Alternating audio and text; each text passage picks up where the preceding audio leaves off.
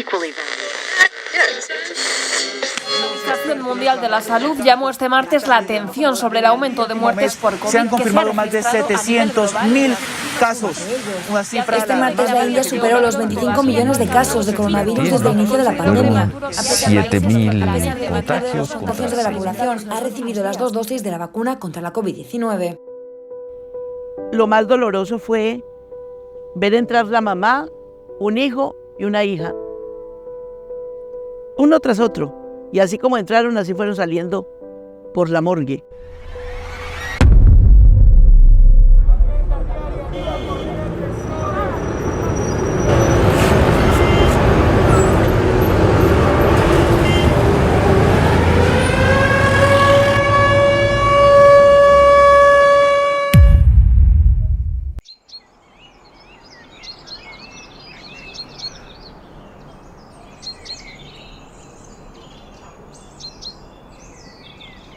Al menos 17.000 profesionales de la salud fallecieron por COVID-19 en el año 2020 y 2021, según un nuevo estudio de Amnistía Internacional, ISP y UNI Global Union. Esto sin contar aquellos que no fueron noticia durante esta época. El 6 de marzo de 2020, un virus letal llegó a Colombia, haciendo que las vidas de todos cambiaran drásticamente, pero aún más para el personal de salud. Lo primero que pensé fue en la seguridad de mi familia. Eso fue lo primero que pensé. Empezamos a conocer el virus, a darnos cuenta de lo delicado que podía ser. Entonces mi primer pensamiento fue, estoy acá expuesta a contagiarme y a llevar el virus a mi casa. Es algo complicado porque pues vivo con mi papá, con 2 niñas, un anciano de 88 años, entonces eso siempre es complicado llegar a la casa pues y sentir que no se le puede arrimar, que está uno como alejado pues porque pues escucha muchas cosas de todo lo que estaba sucediendo, entonces uno está siempre así con la cabeza todo el tiempo.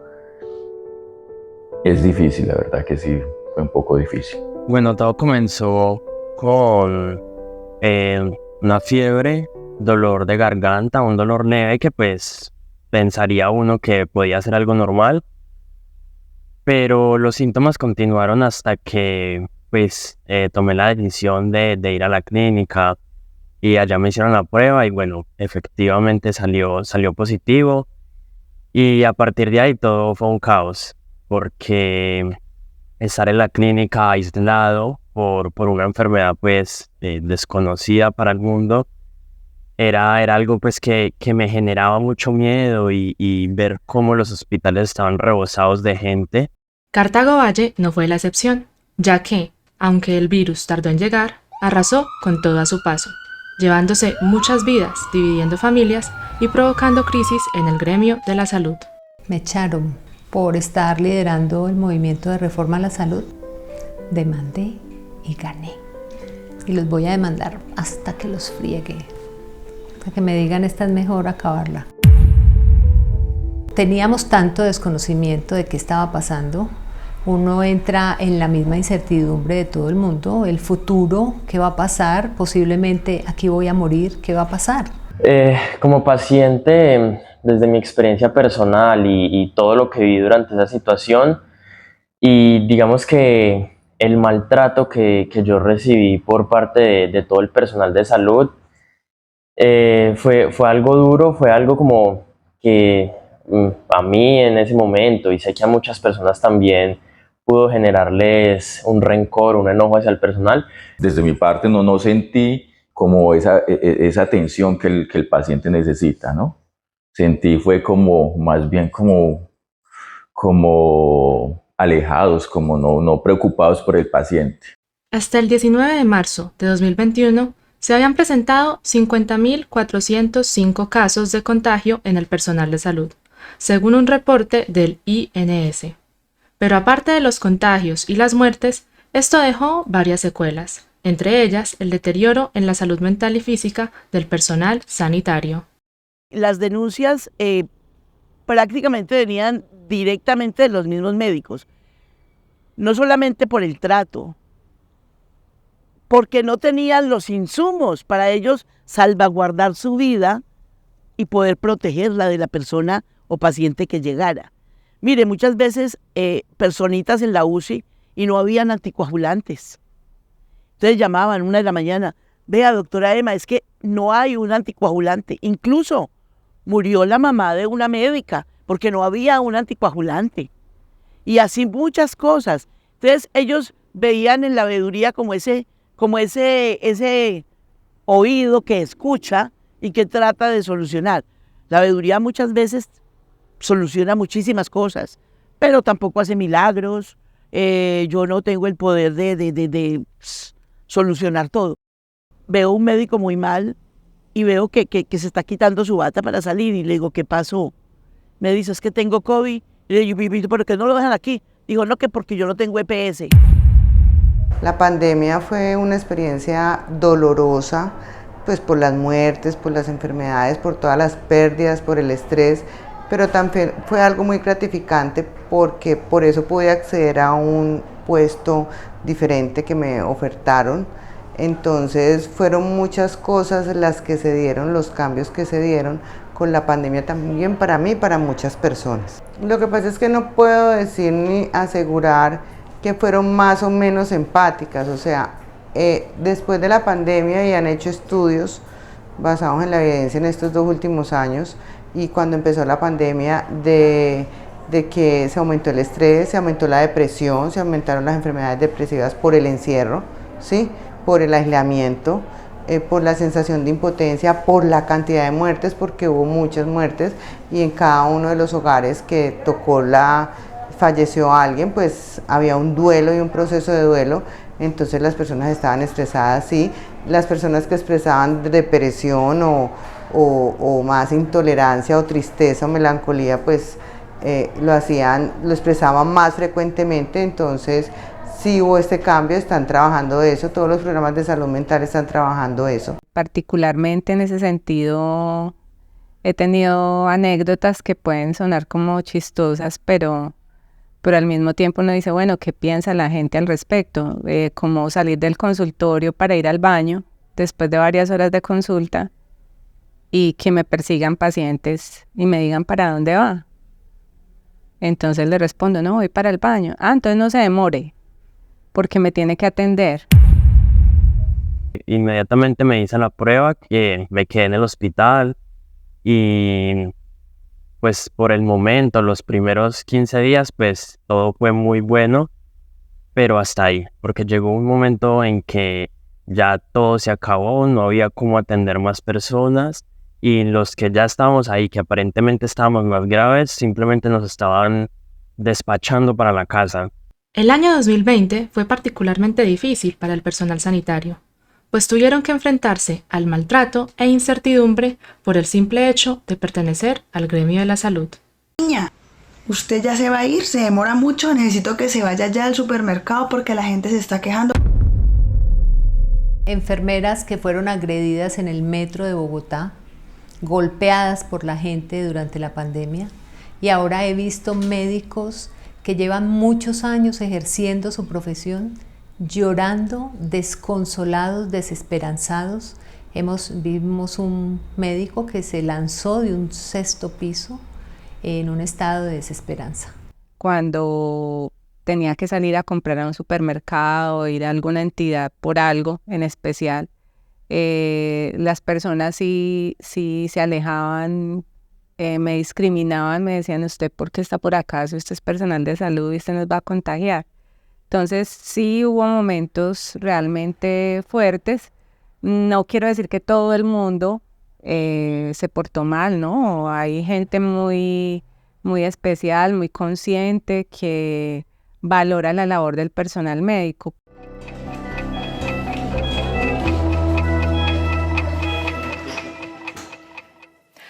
Noticias Caracol rinde homenaje a los héroes anónimos que están al pie de lucha en contra del COVID-19. Son muchos seres humanos comprometidos y vamos a estar a lo largo de esta emisión revelando sus rostros. Juan Carlos es uno de los taxistas que se ha sumado a la iniciativa. No tiene temor, dice, ya que adopta las medidas de precaución, como el uso de tapabocas y la respectiva desinfección de su vehículo. de llevarlos de su trabajo a la casa, totalmente gratis, porque viendo esta problemática, ellos son los héroes en Colombia que están luchando día a día por salvar las vidas de los demás. Fueron amenazados médicos que tenían que entrar prácticamente guardados por la policía porque llegaban a sus casas y les estaban los letreros asesino, criminal, no lo queremos en el barrio, les quebraban los vidrios, les rayaban los carros, una cosa loca. Buenas tardes, mi nombre es José Julián Huelva Díaz, médico internista intensivista, trabajo en la unidad de cuidado intensivo de la clínica materno-infantil Adela de Char de Soledad. En el día de hoy recibí 2 sufragios, uno en mi lugar de trabajo y llegando actualmente en mi lugar de residencia. Me acusan de haber dejado morir una señora en pandemia en la unidad de cuidado intensivo. No sabemos qué hacer, están amenazando con la vida de mi esposo, la mía y la de 3 niños pequeños. Entonces no sabemos qué hacer, tratamos de vivir supuestamente en un sitio seguro, pero pues ahorita no tenemos nada de seguridad. El médico lo que estaba era haciendo su tarea de salvaguardar la vida del paciente, pero las personas con esa problemática quedaron muy mal mentalmente y Cartago no tiene, por decir algo, dónde llevar una persona que está tocada mentalmente. Algunas llegaban al consultorio tratando pues como de acusarme de estar en un complot para diagnosticar COVID y que eso me iba a traer una remuneración extra, ¿no? Al mismo tiempo, si llegaban con síntomas respiratorios, pues muchos me decían ni se le ocurra solicitarme la prueba. Tras los efectos que provocó la pandemia, muchos trabajadores de la salud mostraron descontento ante la situación que estaban afrontando. Y es aquí cuando empieza la rebelión de los médicos. Toda la vida estuve en resistencia con este modelo de negocio con la salud de las personas.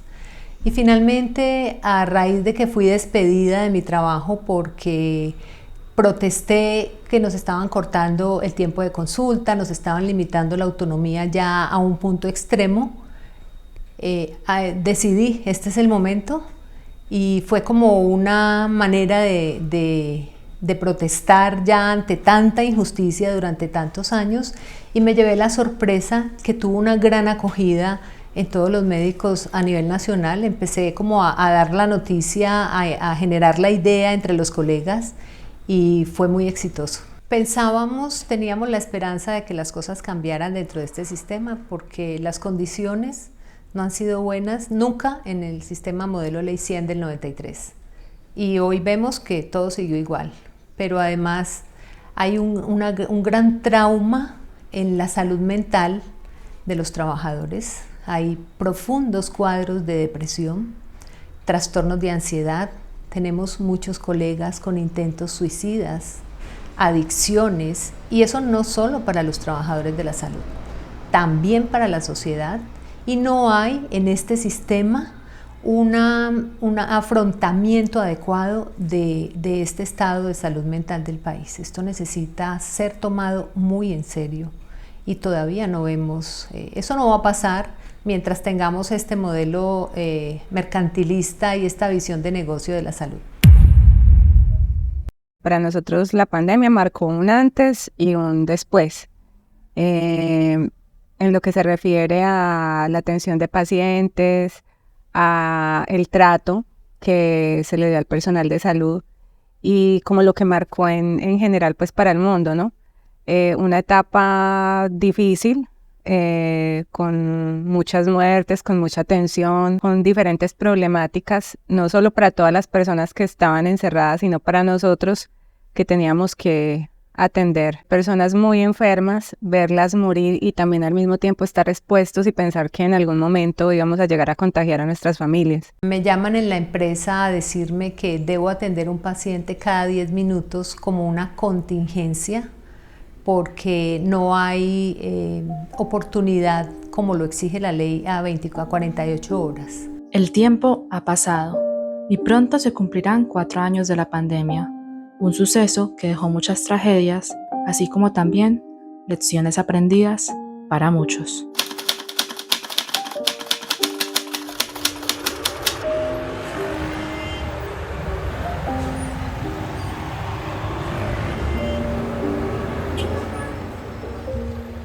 pasa es que pues realmente la pandemia se terminó y lo declaró la Organización Mundial de la Salud, ni siquiera Colombia. Nosotros el 30 de junio del año pasado se terminó el estado de aislamiento y de recesión y de todo lo que decretaba la pandemia, pero la pandemia la terminó la Organización Mundial de la Salud, que dijo que hay un fin porque el COVID fue como volviéndose una enfermedad más, ¿sí? De las infecciones respiratorias. Cuando empezamos ya a liderar, yo fui la vocera de la Cumbre Social y Política por una reforma estructural al sistema de salud, después de que la doctora Carolina Corcho, exministra de Salud, entra al ministerio. Yo tomo su vocería a nivel nacional. Eso representó para mí incluso amenazas de muerte. Ahora a la doctora Ana María Soleibe, vocera de la Junta Médica Nacional y presidenta de la Federación Médica Colombiana. Doctora Ana María, muchas gracias por tu participación. Bueno, muchísimas gracias, viceministro Luis Alberto, Germán, la representante Marta Alfonso, muchísimas gracias. He tenido fuertes respuestas agresivas de representantes a la Cámara del Centro Democrático y todo lo que se desata de allí en adelante, representantes de organizaciones de pacientes con ataques, sobre todo en redes, ¿no? Pero sí he sido muy atacada por ese sector de oposición. La representante habló calculado cuánto se va a gastar para cada centro de atención primaria. Se ha hablado de un proceso de transición lenta que garantiza el derecho a la salud. Y aquí estamos peleando. Pienso que hace falta es el apoyo del gobierno, el apoyo de la industria como tal, pues porque pues los médicos te pueden querer hacer algo contigo, pero pues si el sistema no te deja. No culpan al sistema, culpan al médico, pero resulta que el médico se mueve en base a lo que da el sistema. Si el sistema no da, no pasa absolutamente nada. La crisis que se está viviendo en este momento en el sistema tiene que ver con un chantaje que están haciendo las EPS para evitar precisamente la reforma estructural al sistema de salud, porque esta reforma les está quitando más de 80 billones de pesos que hoy administran sin ningún control. Tengo entendido que lo que busca es que desaparezcan la EPS, ya que este es el intermediario entre los dineros que reciben las IPS. Y aquí es donde se generan los retrasos de las citas, donde desaparecen dineros. Aparte de eso, tengo entendido que también por parte de la EPS van los salarios de los médicos. La reforma a la salud para nosotros es la esperanza. Hoy sabemos, tenemos claro, después de 30 años de padecer este modelo, que la única posibilidad de que las cosas cambien es acabando con un intermediario privado que maneja los recursos públicos, cuyo único objetivo es la rentabilidad, y eso significa negación de servicios a los pacientes, a los usuarios, y negación de condiciones dignas a los trabajadores. Todo ese gremio de la salud que para mí hoy en día está muy vulnerado, los salarios son muy bajos. Pienso que en gran parte de las entidades piensan que somos máquinas y definitivamente no se nos da el salario justo ni el trato justo en muchas instituciones. Yo sí pienso pues que los salarios son extremadamente bajos para una persona que se ha capacitado y que tiene en sus manos vidas, ¿no? Nosotros, los héroes sin capa, como hemos sido llamados, también nos vemos afectados. Somos seres humanos, con necesidades básicas, comemos, pagamos arriendos, nos agotamos y nos enfermamos. Trabajamos día a día por el bienestar de nuestros pacientes y aún sin recibir los salarios por el tiempo que hemos venido trabajando. Si la gente entiende que la reforma tiene que pasar por ese punto que no es negociable, pues hay una gran esperanza. El problema es que vemos una oposición fuerte de todos estos poderes que controlan la economía del país y cierta apatía de la sociedad que esperamos que cambie, que entiendan que deben asumir una responsabilidad en la reforma, y lo más grave es que hay unos medios de comunicación trabajando al servicio de estos poderes, llenando de mentiras a la gente sobre lo que significa realmente la reforma, pero seguimos intentándolo. Este 2023 se siguen registrando casos de muertes y contagios por COVID-19.